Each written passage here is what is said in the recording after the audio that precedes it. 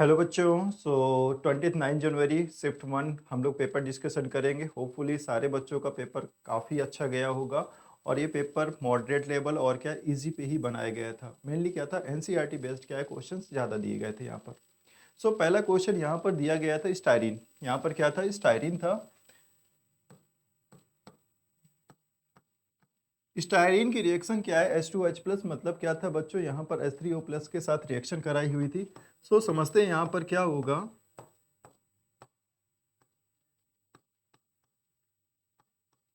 Styrene react with H+H2O। यहाँ पर ये क्या होगा, ये क्या करेगा बच्चों, H पे अटैक करेगा। जब ये H पे अटैक करेगा तो क्या होगा, यहाँ पर H क्या हो जाएगा, ऐड हो जाएगा और क्या बनेगा, कार्बोकेटायन। तो यहाँ पर क्या होता है, कार्बोकेटायन का क्या हो गया, फॉर्मेशन हो गया और ये बॉन्ड क्या हो गया बच्चों, टूट गया। ओके, अब यहाँ पर देखिएगा वाटर भी डाला गया है, तो वाटर क्या होगा बच्चों, यहाँ पर OH। तो बच्चों यहाँ पर ये बताइएगा कार्बोकेटायन है या नहीं है। तो यहाँ पर ये जो कार्बोकेटायन है, तो बच्चों इसके जो ऑक्सीजन का जो लोन पेयर होगा, ये क्या करेगा, इधर पे अटैक करेगा। जब इधर पे अटैक करेगा तो फाइनली क्या होगा, CH3OH और क्या प्लस।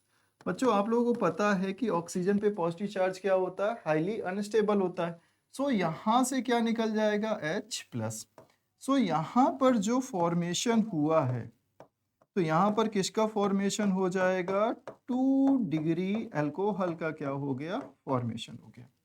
अब देखिएगा बच्चों यहाँ पर सेकेंड जो था CrO3 इन एसिडिक मीडियम, मतलब क्या यूज किया गया, जोन्स रिएजेंट। क्या यूज किया गया, CrO3H+। तो ये क्या यूज किया गया, जोन्स रिएजेंट। और ये हमें पता है कि जोन्स रिएजेंट क्या करता है, 2 डिग्री अल्कोहल को। ये क्या फॉर्मेशन हुआ, 2 डिग्री क्या हुआ, अल्कोहल। इसको क्या करेगा बच्चों, ऑक्सीडाइज करेगा और फाइनली किस में कन्वर्ट कर देगा, कीटोन में। किस में कर देगा, कीटोन में। देन उसके बाद बच्चों जो थर्ड स्टेप था, यहाँ पर यूज किया गया वुल्फ किस्नर रिडक्शन। क्या यूज किया गया, वुल्फ किस्नर रिडक्शन। ये हमें पता होता है कि वुल्फ किस्नर रिडक्शन में जो कीटोन होता है, ये किस में कन्वर्ट हो जाता है, एल्केन में। तो यहाँ पर क्या बन गया आपका, ये एल्केन का फॉर्मेशन हो गया। तो this is the correct answer question number 1 का। आगे मूव करते हैं, नेक्स्ट क्वेश्चन की तरफ चलते हैं।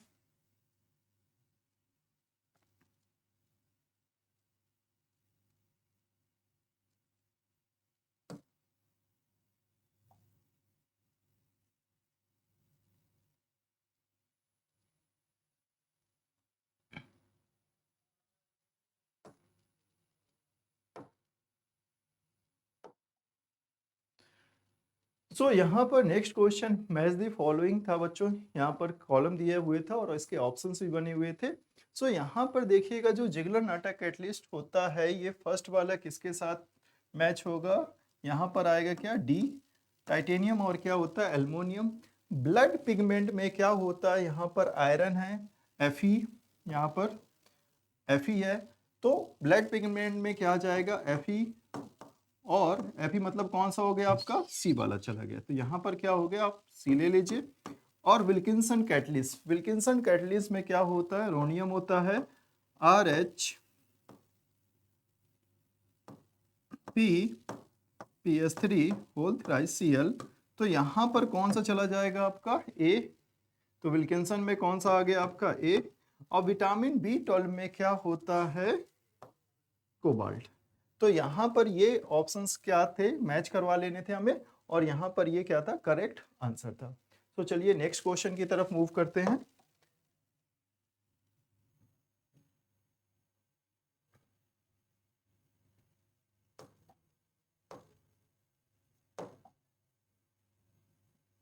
ये बहुत ही बच्चों क्या था, सिंपल क्वेश्चन था। यहाँ पर ये पूछा गया था interaction between pi bond and lone pair.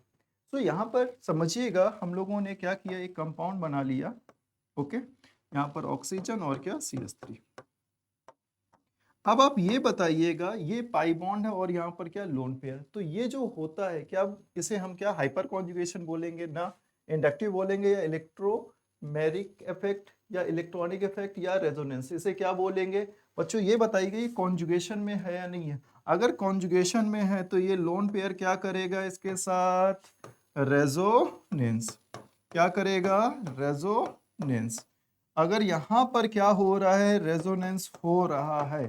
तो बच्चों विच ऑप्शन इज करेक्ट? यहाँ पर क्या चला जाएगा? ऑप्शन नंबर 1 क्या था?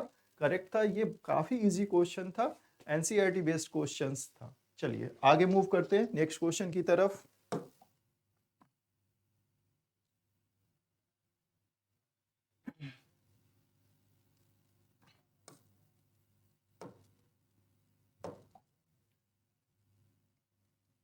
सो नेक्स्ट क्वेश्चन में यहाँ पर दिया हुआ था appearance of red colour on treatment with sodium fusion extract of an organic compound with FeSO4। तो यहाँ पर क्या हुआ था? लसाइन टेस्ट। लसाइन टेस्ट हम लोगों ने पढ़ा हुआ है पीओसी में, और यहाँ पर ये बोला गया कि रेड कलर का क्या होता है? फॉर्मेशन होता है आफ्टर रिएक्शन के बाद।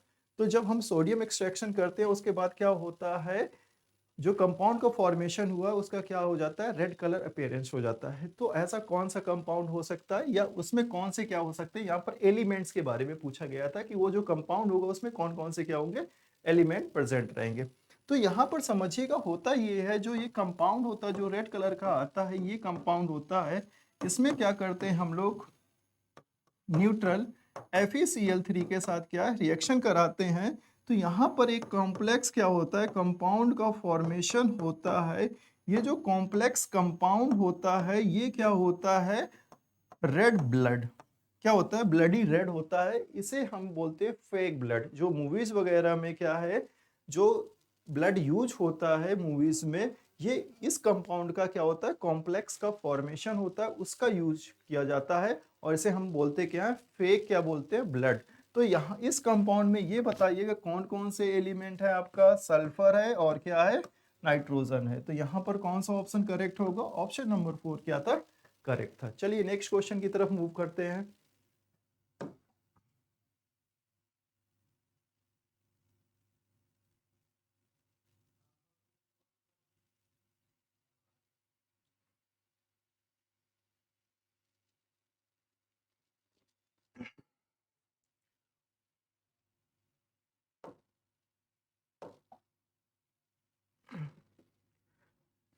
सो इस क्वेश्चन में क्या था बच्चों? साइक्लोहेक्सीन थी react with Cl2 in presence of HNu and क्या? CCl4। सो सबसे पहले यहाँ पर समझिएगा, ये जो HNu के प्रेजेंस में होता है CCl4, यहाँ पर जो फॉर्मेशन होता है फ्री रेडिकल क्या होता है?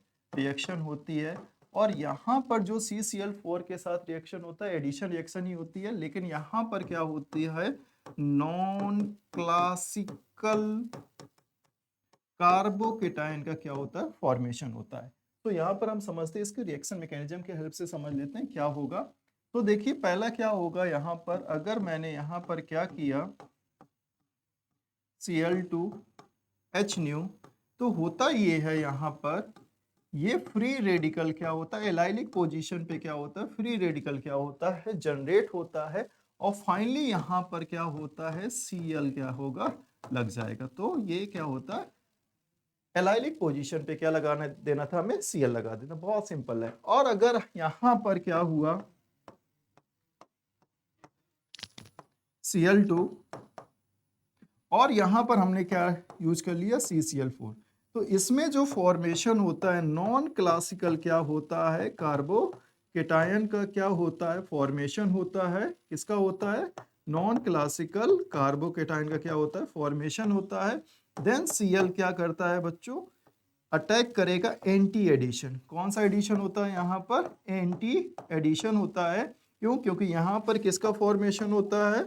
Non classical carbocation. Non classical carbocation, जिसकी वजह से क्या होता है? एंटी एडिशन बैक साइड से अटैक करता है। तो यहाँ पर क्या होगा? आपका ट्रांस प्रोडक्ट आ जाएगा। कौन सा प्रोडक्ट होगा? Trans product. तो यहाँ पर बच्चों कौन सा ऑप्शन मैच कर रहा है? ऑप्शन नंबर 2 यहाँ पर क्या है? मैच कर रहा है। तो दिस ऑप्शन इज करेक्ट। चलिए नेक्स्ट क्वेश्चन की तरफ मूव करते हैं। सो बच्चों नेक्स्ट क्वेश्चन सॉल्व करते हैं। क्वेश्चन ये था कि energy difference between actual structure. So यहाँ पर क्या था, एनर्जी डिफरेंस पूछा गया था और ऑप्शंस दिए गए थे कि यहाँ पर क्या होता है आपका most stable resonating structure and यहाँ पर क्या होता है एनर्जी ऑफ रेजोनेंस हाइब्रिड। ठीक है, ये क्या होता है, एनर्जी के बारे में बोल रहे हैं, यहाँ पर एनर्जी है। सो यहाँ पर ये बोला गया है कि डिफरेंस बताइए इसे क्या बोलेंगे। सो आप लोगों ने ये पढ़ा होगा कि ये जो डिफरेंस होता है इसी को तो हम क्या बोलते हैं, रेजोनेंस क्या बोलते हैं, एनर्जी बोलते हैं। रेजोनेंस एनर्जी निकालना है तो क्या होता है, रेजोनेंस हाइब्रिड की क्या होती है, एनर्जी क्या होती है, कम होती है। और आप क्या करो, जो भी आपने मोस्ट स्टेबल रेजोनेटिंग स्ट्रक्चर बनाया उसका एनर्जी जो डिफरेंस होगा उसी को कहलाता है क्या, रेजोनेंस एनर्जी। तो यहाँ पर ऑप्शंस बनाए गए थे 4 ऑप्शंस, उसमें से ये ऑप्शंस क्या था, करेक्ट था, जिसे हम क्या बोलते हैं, रेजोनेंस एनर्जी। ओके, सो चलिए नेक्स्ट क्वेश्चन की तरफ मूव करते हैं। सो बच्चों इस क्वेश्चन को हम लोग डिस्कशन करते हैं। यहाँ पर क्या दिया गया था, स्ट्रक्चर दिया गया था, कंसंट्रेटेड का HBr एक्सिस में दिया हुआ है। सो इसे सॉल्व करते हैं। सो यहाँ पर क्या होगा, यहाँ पर समझिएगा क्या होगा,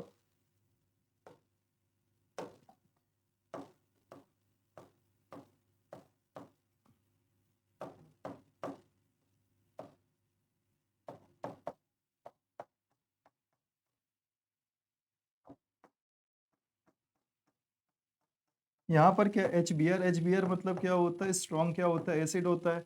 अब ये बताइएगा बच्चों, ये लोन पेयर क्या करेगा, अटैक करेगा। जब ये लोन पेयर अटैक करेगा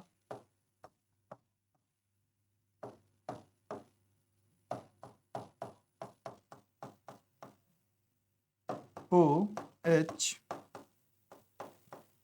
CH2 CH3, यहाँ पर क्या आ गया बच्चों, पॉजिटिव चार्ज। बच्चों ऑक्सीजन पे पॉजिटिव चार्ज क्या होता है, हाईली अनस्टेबल होता है। तो यहाँ पर क्या होगा, ये क्या करेगा, लीव करेगा। अगर ये लीव करेगा तो बच्चों ये बताइएगा यहाँ पर किसका फॉर्मेशन हो जाएगा, CH डबल बॉन्ड क्या, CH2।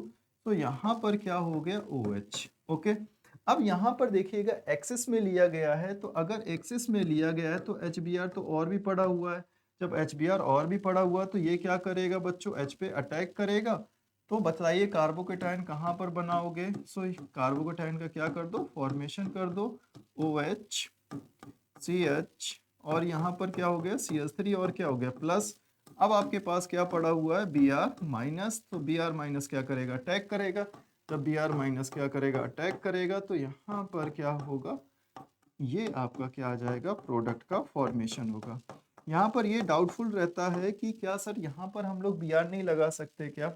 सो होता ये है, जब आप फिनॉल का फॉर्मेशन कर देते हो, ठीक है, जब ये होता है तो यहाँ पर क्या होता है, SN1 और क्या SN2 रिएक्शन पॉसिबल नहीं होती है यहाँ पर। ओके, तो यहाँ पर क्या है, OH का रिप्लेसमेंट नहीं होगा Br से।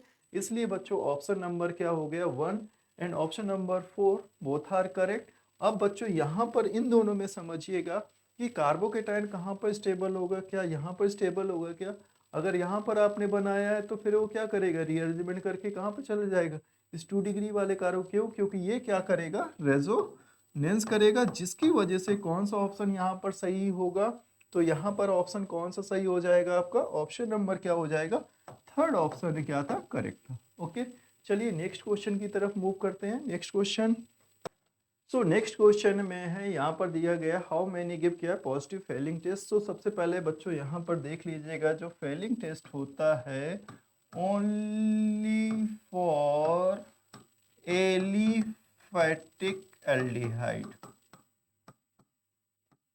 ये किसके लिए होता है, ओनली फॉर क्या होता है, एलिफैटिक एल्डिहाइड के लिए होता है। सो ये बताइएगा, ये वाला जो पहला दिया हुआ है फर्स्ट कंपाउंड, ये जो एल्डिहाइड है ये कैसा है, एरोमेटिक एल्डिहाइड है। तो क्या ये फेलिंग टेस्ट देगा, पॉजिटिव नहीं देगा। दूसरा वाला बच्चों ये एलिफैटिक है या नहीं, तो ये क्या देगा, पॉजिटिव टेस्ट देगा।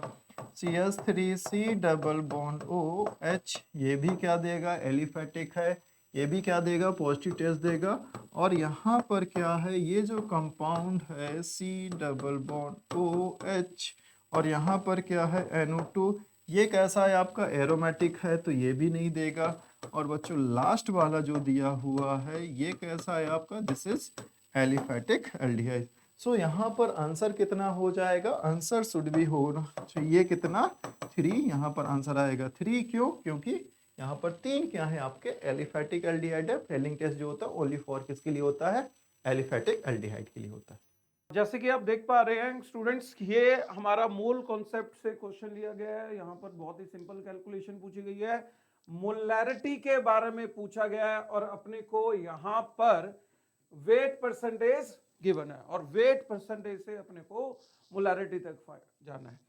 तो चलिए इसका सोल्यूशन बनाते हैं। देखिए, अगर मोलैरिटी अपने को इक्वेट करनी है, we need number of moles of solute. Second thing, volume of solution in ml अगर है तो इनटू क्या कर देंगे, 1000। तो अपने को नंबर ऑफ मोल्स चाहिए और अपने को चाहिए सॉल्यूशन का वॉल्यूम। तो देखिए, जो इंफॉर्मेशन हमारे पास है, सॉल्यूशन की डेंसिटी गिवन है और उसका वेट परसेंटेज गिवन है और सोल्यूट का मोलर मास गिवन है, राइट।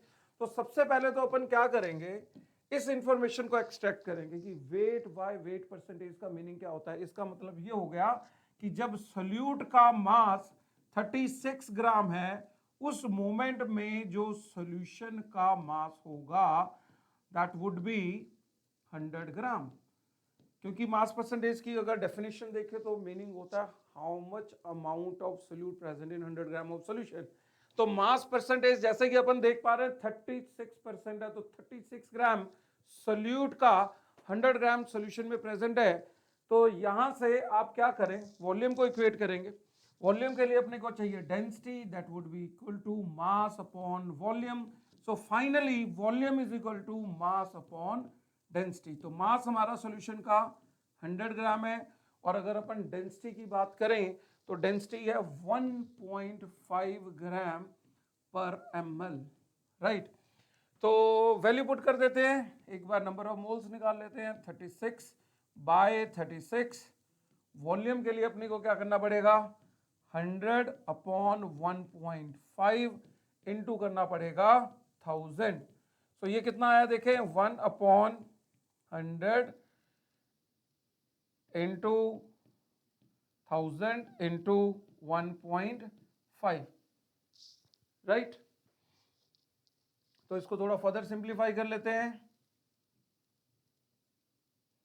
तो ये हमारा आंसर आया 15 मोलर, 15 मोलर।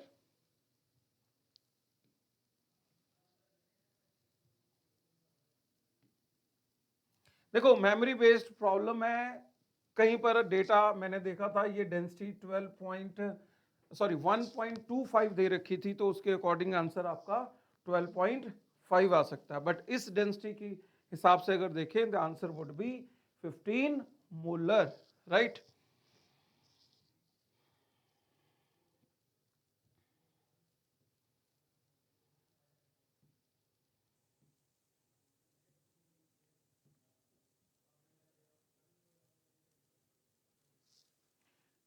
चलिए देखते हैं, ये नेक्स्ट क्वेश्चन जो है हमारा एटॉमिक स्ट्रक्चर से लिया गया है, जिसमें अपने को रुबीडियम की इलेक्ट्रॉनिक कॉन्फ़िगरेशन लिखनी है। और रुबीडियम का जो वैलेंस इलेक्ट्रॉन है, रुबीडियम के वैलेंस इलेक्ट्रॉन की हमें चारों क्वांटम नंबर की वैल्यूज लिखनी है। रुबीडियम के चारों क्वांटम नंबर, वैलेंस इलेक्ट्रॉन के चारों क्वांटम नंबर की वैल्यूज हमें असाइन करनी है, राइट। तो सबसे पहले देखो, कंडेंस फॉर्म में अगर मैं रुबीडियम की इलेक्ट्रॉनिक कॉन्फ़िगरेशन लिखूं तो इट वुड बी क्रिप्टॉन, जो कि 36 इलेक्ट्रॉन से अकोमोलेट कर लेगा, एंड 5s1। क्लियर है। यहां आप देख सकते हो कि जो n की वैल्यू रहेगी दैट वुड बी 5। अगर s है तो l क्या रहेगा हमारा 0, l अगर 0 है तो m आपका 0, और s की वैल्यू आइदर प्लस और माइनस हाफ। क्लियर है। तो ये आपका सेट ऑफ क्वांटम नंबर रहेगा अगर अपन रुबीडियम के वैलेंस इलेक्ट्रॉन की बात कर रहे हैं, राइट गाइस। चलिए मूव करते हैं नेक्स्ट क्वेश्चन की तरफ।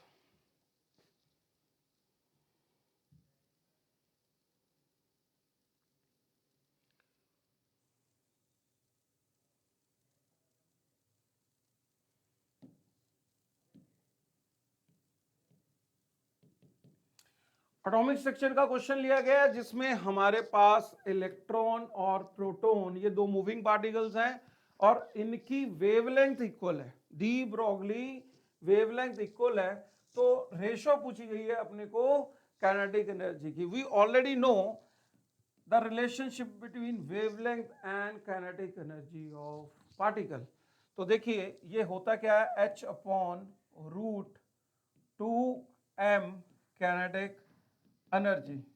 ओके गाइस, यहाँ वेवलेंथ सेम है और अगर सेम वेवलेंथ है तो आप देख सकते हो h कांस्टेंट 2 कांस्टेंट, मतलब मास और काइनेटिक एनर्जी का जो प्रोडक्ट रहेगा दैट वुड बी कांस्टेंट।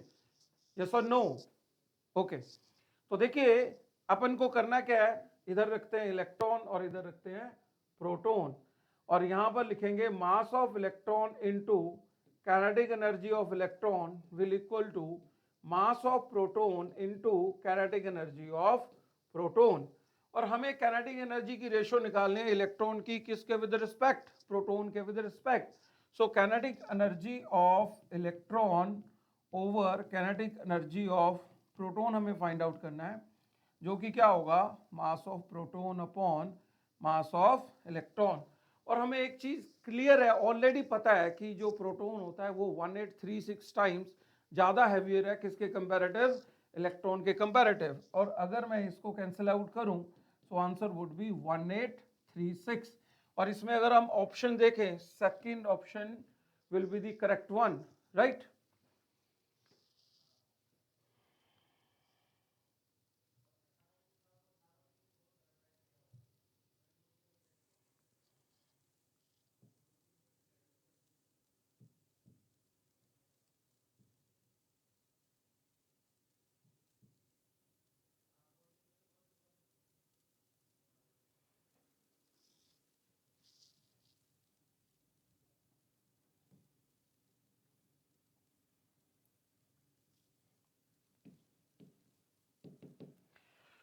बच्चों ये जो क्वेश्चन है, ये क्वेश्चन केमिकल काइनेटिक्स चैप्टर में से लिया गया है। सिंपल अर्हेनियस इक्वेशन यहाँ पर यूज हो रही है। आप देख सकते हैं कि यहाँ पर हमको के नेट फाइंड आउट करना है और आपका जो रेट कांस्टेंट आपके K1 K2 K3 का के नेट के साथ रिलेशनशिप दे रखा है, आप देख पा रहे हो यहाँ पर के नेट हमें फाइंड आउट करना है और वो आपका K1 into K2 upon K3 है। अब हमें ऑलरेडी अरेनियस इक्वेशन के बारे में अच्छा खासा आइडिया है कि जो K होता है K is equal to A E raise power minus E A by R T. और अगर हमें फाइनल यहाँ पर एक्टिवेशन एनर्जी की वैल्यू को इक्वेट करना पड़े तो हम क्या करेंगे, K नेट की जगह लिखेंगे ए E raise power minus E A by R T, ये ई ए नेट है। और ये आएगा आपका ए E raise power minus E A one, अगर मल्टीप्लिकेशन में तो ऐड हो जाएगा, ई ए टू डिवीजन में तो सब्ट्रैक्ट हो जाएगा, ई A three by R T. अगर अपन इन दोनों एक्सप्रेशन को कंपेयर कर दें तो हमें जो ई ए नेट मिलेगा that will equal to E A one plus E A two minus E A three. Clear है? फर्स्ट एक्टिवेशन एनर्जी आप देख पा रहे हो, आपको ऑलरेडी वैल्यू गिवन है, इसकी वैल्यू है 40 और सेकंड एक्टिवेशन एनर्जी की वैल्यू है 50 minus 60। So the answer will be 90 minus 60 30 kilojoule पर मोल, किलोजूल पर मोल। तो देखिए करेक्ट ऑप्शन कौन सी है, अगर अपन देखें तो first option would be the correct one, right. चलिए मूव करते हैं नेक्स्ट क्वेश्चन की तरफ।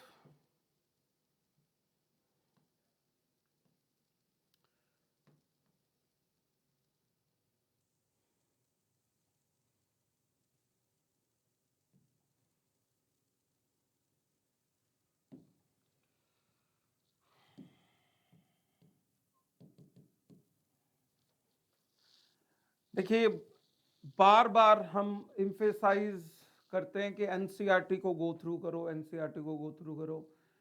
एनसीईआरटी की रिडॉक्स रिएक्शन की solved example as it is यहां पर पूछी गई है, आप देख सकते हो।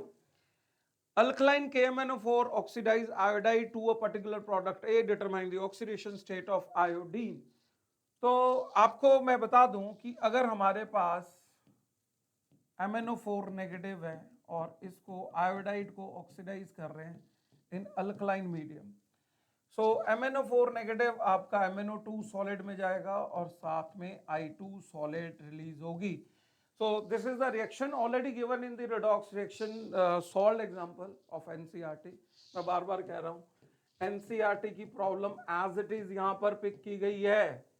तो यहां पर हम अपन को करना है क्या है, ऑक्सीडेशन स्टेट फाइंड आउट करना है किसका, आयोडीन का। जो प्रोडक्ट ए बना तो दिस इज द प्रोडक्ट ए। और अगर अपन यहां पर ऑक्सीडेशन स्टेट की बात करें तो oxidation state will be 0, right.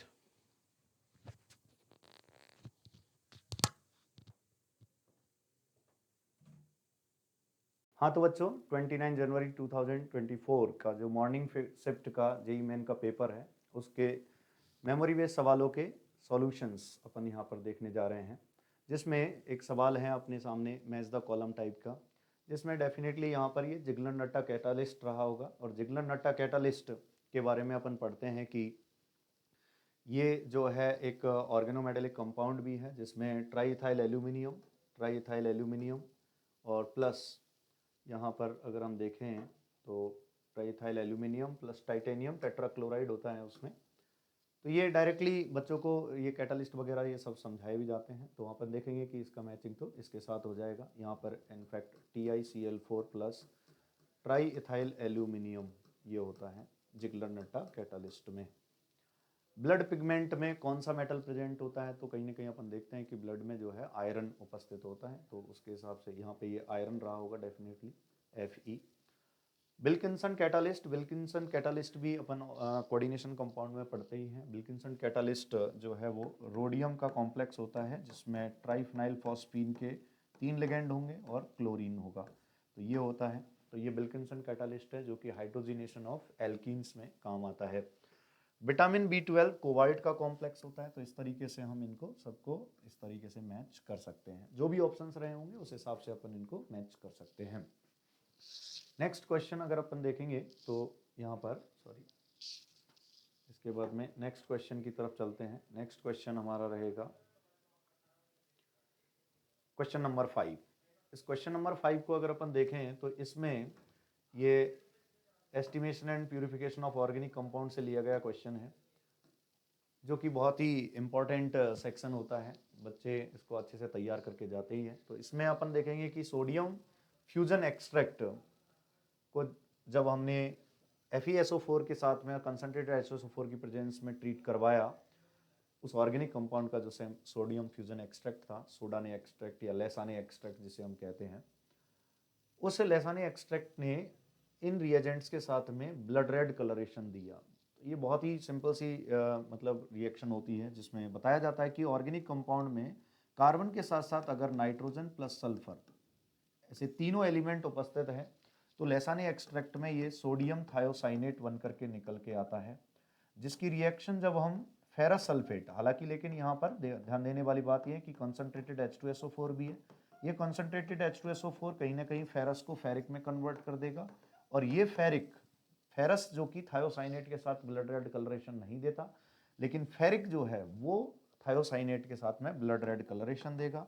तो यहाँ पर इनफैक्ट जो कॉम्प्लेक्स बनता है उसको भी अपन कई बार इस तरीके से बताते हैं, पूरा तो सॉल्ट एनालिसिस में कि इस तरीके का होता है। तो डेफिनेटली ब्लड रेड कलरेशन ये इंडिकेट कर रहा है कि नाइट्रोजन और सल्फर दोनों एक साथ उसमें उपस्थित रहे होंगे। तो बहुत इजी सवाल है उस हिसाब से, मतलब डायरेक्ट इन्फॉर्मेशन बेस्ड है, तो और इन्फॉर्मेशन को देखते ही, ऑप्शंस को देखते ही ये सवाल बहुत आसानी से किया जा सकता है। ओके, नेक्स्ट क्वेश्चन देखते हैं अपन यहाँ पर। नेक्स्ट क्वेश्चन है यहाँ पे 6 नंबर का क्वेश्चन, और 6 नंबर के क्वेश्चन में अपन देखेंगे कि यहाँ पर KMnO4 के हीटिंग इफेक्ट के बारे में बातें हुई हैं। KMnO4 का हीटिंग इफेक्ट हम बहुत आसानी से यहाँ पर समझ सकते हैं, बच्चों को समझाया जाता है। पोटेशियम डाइक्रोमेट को गर्म करने पर क्या होगा, KMnO4 को गर्म करने पर क्या होगा। तो इसको समझने का तरीका ये है कि जब हम गर्म करते हैं चीज़ों को, तो वहाँ पर इंटरनली जो है इलेक्ट्रॉन्स के खिंचाव होते हैं, कोई ना कोई इलेक्ट्रॉन को ले जाना चाहता है, छीनना चाहता है। हाई टेम्परेचर पे जनरली एलिमिनेशन रिएक्शंस होना चाहती है। तो हम यहाँ पे देखेंगे कि सबसे जो फेवरेबल काम होने चाहेगा यहाँ पर वो ये है कि मैंगनीज अपनी हाईएस्ट पॉसिबल ऑक्सीडेशन स्टेट में है और ये रिड्यूस होना चाहेगा। और रिड्यूस होना चाहेगा तो हम KMnO4 की ये रिएक्शंस भी पढ़ते हैं 3 अलग अलग मीडियम की, acidic medium, friendly alkaline medium या न्यूट्रल मीडियम और स्ट्रांगली एल्कलाइन मीडियम। तो ऐसे में यहाँ पर चूंकि KMnO4 को जब हम गर्म कर रहे हैं तो ऐसा कोई मीडियम नहीं है, यानी वो न्यूट्रल ही माना जाएगा। न्यूट्रल माना जाएगा तो मैंगनीज जो है वो रिड्यूस होकर के और MnO2 में जाएगा, +4 में जाएगा, मैंगनीज का ये ऑक्साइड बनेगा। चूंकि यहाँ पर मैंगनीज का रिडक्शन हुआ है तो डेफिनेटली किसी न किसी का ऑक्सीडेशन भी होना तय है। ऑक्सीडेशन होने के लिए अगर हम देखेंगे तो यहाँ पर पोटेशियम है K+, और एल्कली मेटल्स जिसके पास ऑलरेडी एक इलेक्ट्रॉन था, अब उसने वो निकाल दिया, उसके बाद उससे इलेक्ट्रॉन निकालना संभव नहीं है। तो जो यहाँ पे सॉफ्ट टारगेट दिखाई देता है वो है O-2 ऑक्साइड आयन, इसको ऑक्सीडाइज होना ही पड़ेगा। तो मैंगनीज का रिडक्शन हुआ, ऑक्साइड का ऑक्सीडेशन होगा, और ऑक्सीजन जब ऑक्सीडाइज होगी तो ये किस में जाएगी, O2 0 में जाएगी। तो वन ऑफ द प्रोडक्ट ये भी बनेगा। साथ में अब बात आती है कि पोटेशियम कहाँ रहेगा। तो पोटेशियम एक वन ऑफ द प्रोडक्ट यहाँ पर बनाता है जिसके साथ में ये रहता है K2MnO4, पोटेशियम मैग्नेट यहाँ पर बनेगा। मैग्नीज यहाँ पर +6 ऑक्सीडेशन स्टेट में है, वो अलग बात है। ये ग्रीन कलर का कंपाउंड होता है, ये सब भी हम अब हमको सीखने को मिलता ही है। तो KMnO4 के डिकम्पोजिशन पर हम देखेंगे कि MnO2 भी बनेगा, O2 भी बनेगा और K2MnO4 बनेगा। यहाँ दिए गए ऑप्शंस में से जो एग्जैक्टली करेक्ट ऑप्शन हम देख पाएंगे वो होगा K2MnO4 + MnO2, बाकी के ऑप्शंस उसके अकॉर्डिंग और नहीं है। तो K2MnO4 + MnO2 मान ली, अब चूंकि ये मेमोरी बेस्ड सवाल भी है तो ऐसे में किसी ऑप्शन में मान लीजिए कि K2MnO4 + MnO2 + O2 भी दे रखा है तो डेफिनेटली वो भी आंसर हो जाएगा। तो बात यह है कि प्रोडक्ट इसके ऐसे बनेंगे KMnO4 को गर्म करने पर। चलिए आगे का क्वेश्चन देखते हैं, ये भी इजी सवाल कहा जा सकता है। नेक्स्ट जो सवाल है बच्चों वो बहुत ही सिंपल सा सवाल है यहाँ पर, और इसमें हम देख सकते हैं कि energy difference between the actual structure and the most stable resonating structure is called. तो ये रेजोनेंस एनर्जी की डेफिनेशन में ही पढ़ाया भी जाता है कि जो एक्चुअल रेजोनेंस हाइब्रिड स्ट्रक्चर होती है उसकी एनर्जी और जो कैनोनिकल स्ट्रक्चर्स है, रेजोनेटिंग स्ट्रक्चर्स है, उनमें सबसे ज़्यादा स्टेबल स्ट्रक्चर की एनर्जी, इन दोनों के डिफरेंस को ही हम क्या बोलते हैं, रेजोनेंस एनर्जी बोलते हैं। तो एकदम डायरेक्ट मतलब डेफिनेशन बेस्ड सवाल है, इसमें कुछ ज़्यादा समझने की ज़रूरत ही नहीं है। तो ये इस तरीके से किया जा सकता है। नेक्स्ट सवाल अगर अपन देखेंगे तो नेक्स्ट सवाल है मेटल कार्बोनिल्स में से, और इसको भी समझ लेते हैं। इनकी स्ट्रक्चर्स वगैरह EAN के दौरान पढ़ाई भी जाती है, इफेक्टिव एटॉमिक नंबर के दौरान भी, और metal carbonyls as a whole पूरा एक अलग टॉपिक भी होता ही है कोऑर्डिनेशन कंपाउंड में। तो वहां पर अपन देखेंगे, हमसे पूछा है कि how many complexes have bridging carbonyl ligand, bridging carbonyl ligand. तो यहाँ हमें देखना होगा कि ब्रिजिंग कार्बोनिल लिगेंड केवल वही हो सकता है जहां पर पॉलीन्यूक्लियर कार्बोनिल कंपाउंड हो। तो पहली चीज तो इन दोनों में तो पॉलीन्यूक्लियर कार्बोनिल कंपाउंड ये तो है ही नहीं, CrCO का होल 6 है, ये FeCO का होल 5 है, NiCO का होल 4, तो इनमें तो बात ही नहीं उठती। CO2 CO का होल 8, यहाँ ये अपन स्ट्रक्चर्स में बताते भी हैं, हालांकि ये कैसे निकाला जाता है ये सब डिटेल में अपन बाद में पढ़ते भी हैं, लेकिन ये कुछ गिने चुने ही इंपॉर्टेंट कंपाउंड्स है जिनको अपन डायरेक्टली बना सकते हैं, बता सकते हैं, क्योंकि क्लास में डायरेक्टली बनवाए जाते हैं। तो यहाँ अपन देखेंगे कि CO2 CO का होल 8, इसमें हम देखेंगे कि दो carbonyl ligands as a bridging ligand काम कर रहे हैं। तो how many complexes have bridging carbonyl ligands, point ये है कि सवाल अपन पढ़ेंगे तो ये पूछ रहा है कि इन कार्बोनिल कंपाउंड में से कितने में carbon monoxide as a bridging ligand काम कर रही है। तो हम देख पा रहे हैं कि इसमें तो कर रही है, इन तीनों में कर ही नहीं सकती है। और Mn2CO का होल 10 में अगर अपन देखें तो वहां पर केवल मेटल और मेटल के बीच में ही बॉन्ड होता है, वहां पे कोई भी carbon monoxide as a ligand मतलब एज ए ब्रिजिंग लिगेंड काम नहीं करती, वहां पे सारे ही कार्बोनिल लिगेंड्स टर्मिनल लिगेंड की तरह ही काम करते हैं। अगेन डेफिनेटली वहां पर हो सकता है कि ऑक्टाहेड्रल ज्योमेट्री लेने के लिए केवल इतनी ही रिक्वायरमेंट थी, तो हम यहाँ पे देखेंगे कि इस तरीके से यहाँ पर C triple bond O, C triple bond O and similarly C triple bond O, C triple bond O and C triple bond O। तो डेफिनेटली यहाँ देख सकते हैं कि मैग्नीज ने ऑक्टाहेड्रल ज्योमेट्री ले ली है, 4 लिगेंड्स तो ये हो गए या 4 बॉन्ड्स ये हो गए और एक बॉन्ड ये हो गया और एक बॉन्ड ये हो गया। इस यही हाल इस मैग्नीज पे भी होगा और हम देखेंगे कि यहाँ पर ये C ट्रिपल बॉन्ड O और फिर ऐसे ही 4 लिगेंड होंगे। डेफिनेटली यहाँ देखने वाली बात यह है कि एक भी कार्बोनिल लिगेंड यहाँ पर ब्रिजिंग लिगेंड की तरह काम नहीं कर रहा है, तो ये भी एक इंपॉर्टेंट बात है। तो यहाँ पर सभी स्ट्रक्चर्स को हमने देख लिया और देखा कि केवल एक स्ट्रक्चर में ऑक्टा कार्बोनिल ऑफ कोबाल्ट, इसमें carbon monoxide as a bridging ligand काम कर रही है। तो आंसर होगा एक, अगर हमसे पूछा गया है कि कितने कॉम्प्लेक्सेस में carbon monoxide as a bridging ligand काम कर रही है, तो उसका आंसर ये होगा।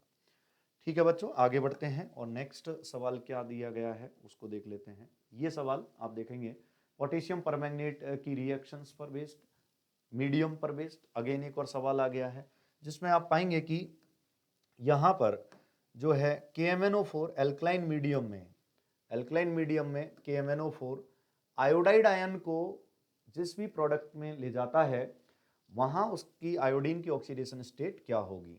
बच्चों ये बहुत स्पेसिफिकली बताया जाता है कि मीडियम का फर्क पड़ते ही प्रोडक्ट बदल जाते हैं और खासकर आयोडाइड, थायोसल्फेट, इन सब के लिए। तो हम देखेंगे कि KMnO4 जो है आयोडाइड को एसिडिक मीडियम की बात करें तो वो आयोडीन में ले जाता है, लेकिन अगर हम बेसिक मीडियम की बात करें तो बेसिक मीडियम में यही KMnO4 आयोडाइड को आयोडेट आयन में ले जाता है।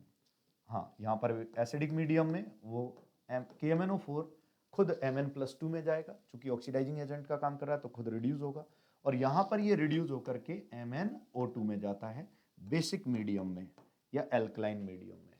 तो एल्कलाइन मीडियम में हम देख रहे हैं कि KMnO4 I- को आयोडेट में ले जाता है और आयोडेट में आयोडीन की ऑक्सीडेशन स्टेट कितनी हो गई है, +5।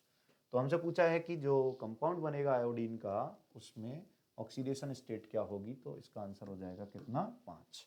तो ये इस तरीके से बताया जा सकता है। ओके,